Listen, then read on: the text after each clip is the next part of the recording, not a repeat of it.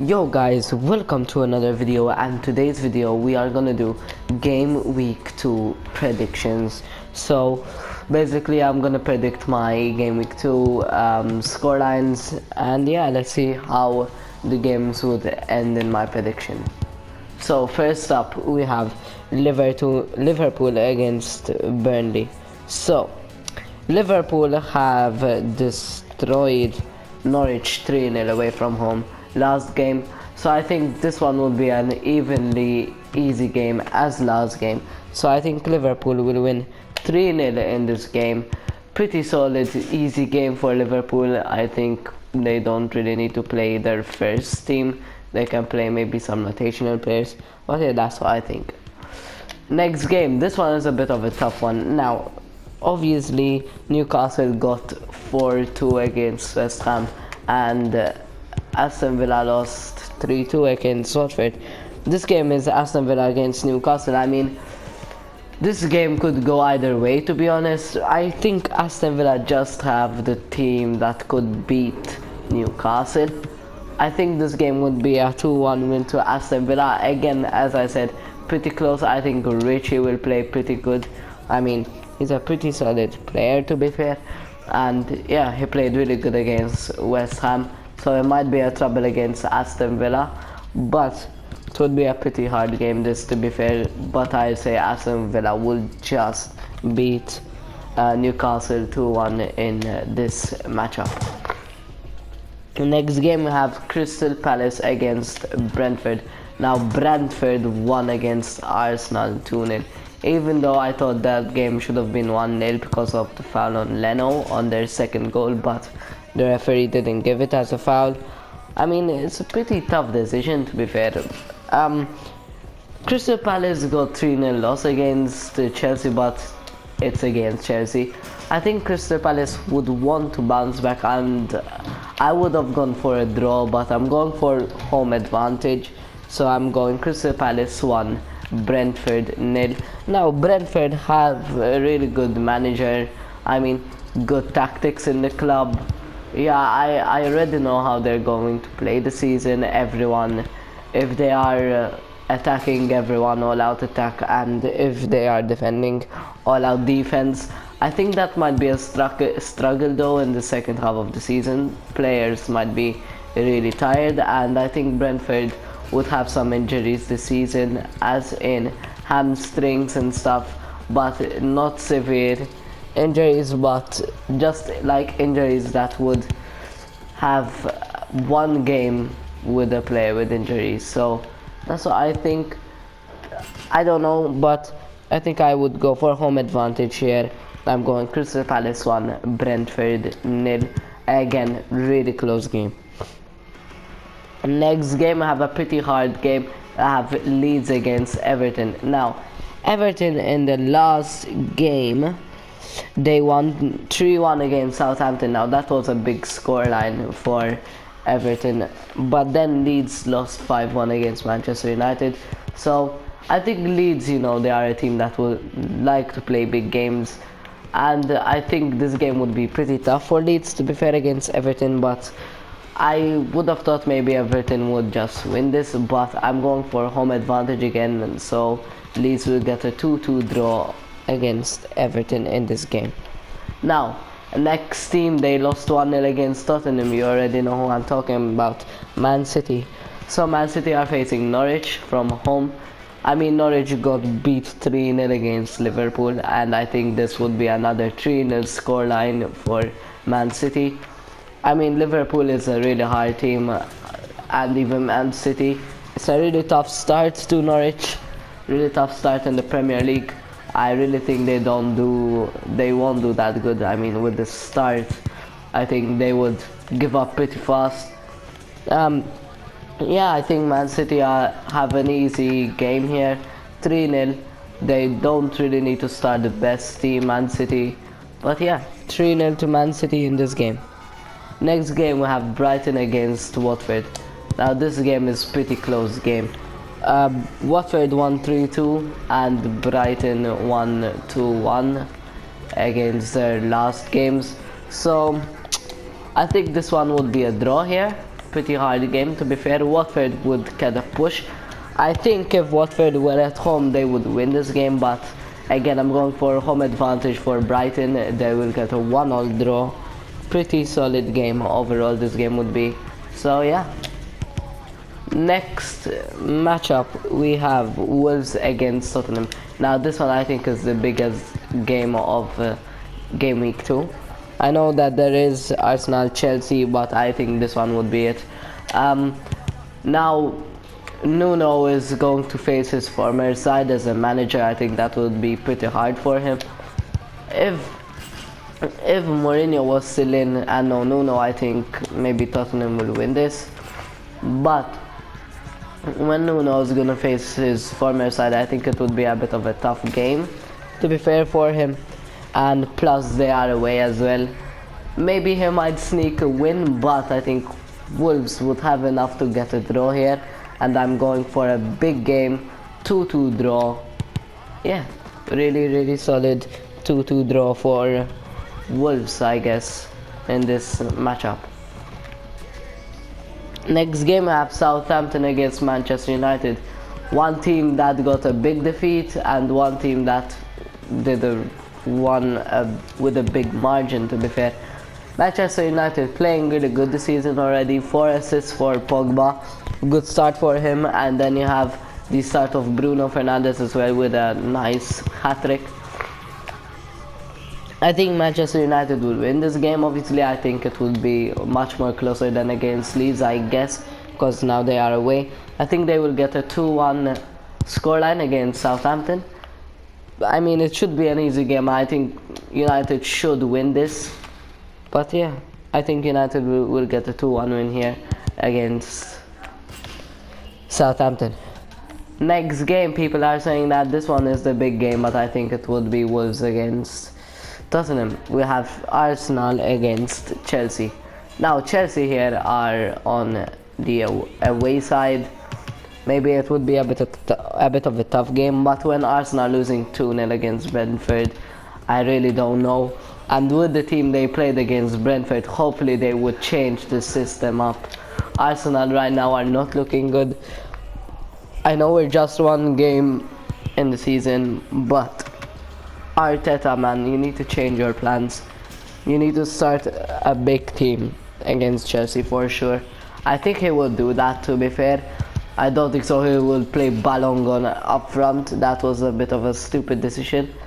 And neither he shouldn't start Chambers instead of Hector Bellerin. I mean, stupid team they played against Brentford.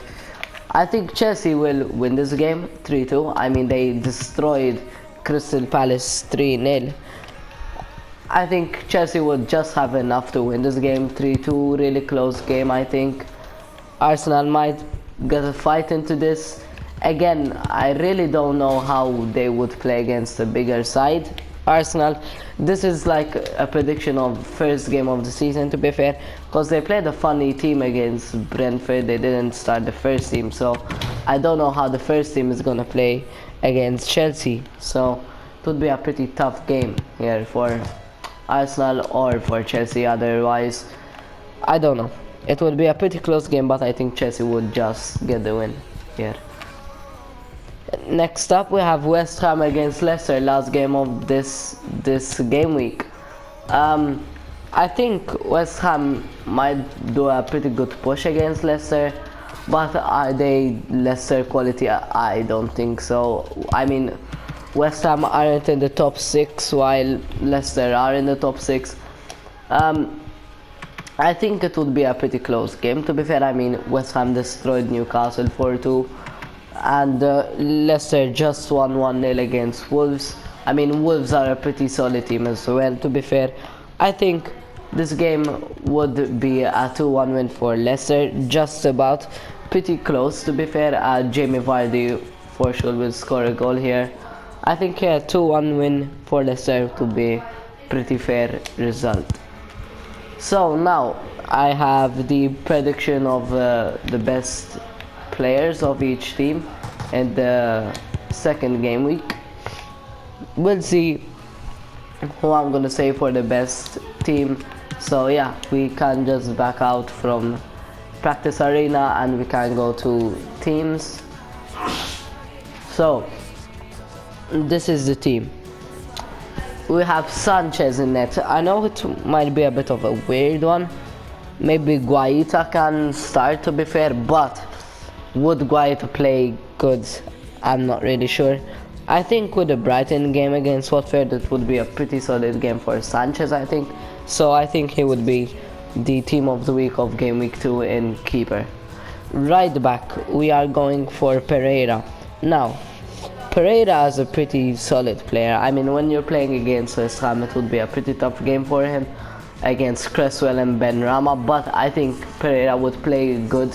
I don't really know if I should do an attacking force on Leicester. I mean, I could have, because maybe West Ham defense isn't the best, but with different teams I really couldn't pick Vardy with different games that there is and different quality of players.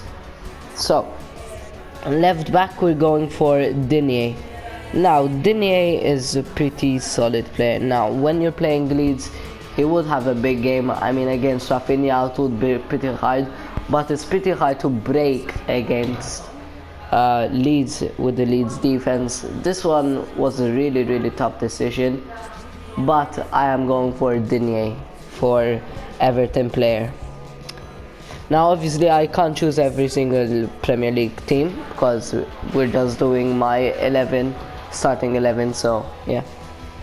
So in defense, we're going for Tanganga. Now Tanganga played really good against Man City, and I mean, Tanganga got my team of the week, so, and I think he'll get it again against Wolves. It would be a pretty tough game against Jimenez and Trincao, Adama Traore, all that attacking force, but I think with the strength he'll do pretty well in defense. Next up for Crystal Palace, I said that they will get a clean sheet, so I think Guehi will get the team of the week for sure. So yeah, I think he'll play pretty well.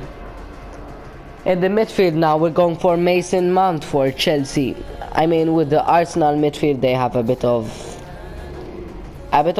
not really good players in the midfield, to be fair to Arsenal. You know, more younger players, inexperienced. I know that Mason Mount is a pretty young player, but he knows how to control the middle of the pitch, while Arsenal don't really know. So I think Mason Mount will get the team of the week. Next up, we're going for McGinn in centre mid.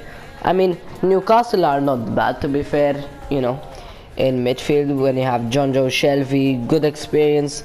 I think it would be a fight with McGinn and John Joe Shelby, to be fair, but with Hayden in the midfield, not the best ever player for Newcastle. I think he might be the worst starting 11 player for Newcastle, so I think McGinn would have a pretty solid game. Yeah, I think he would have. I mean, I almost chose Emil Buendia because with the pace against, you know, John Joe Shelby and Hayden, I think he would do pretty well, but I think McGinn would play pretty solid in the middle. Buendia has a close call as well, guys, so yeah.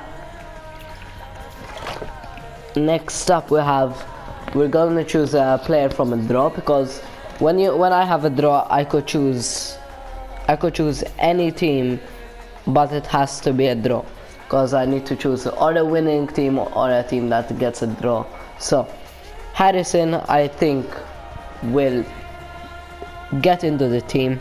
I know I put him in midfield, he's a left midfielder, but I mean, he'll go up and down the field, so I think, yeah, it would be a pretty solid position for him.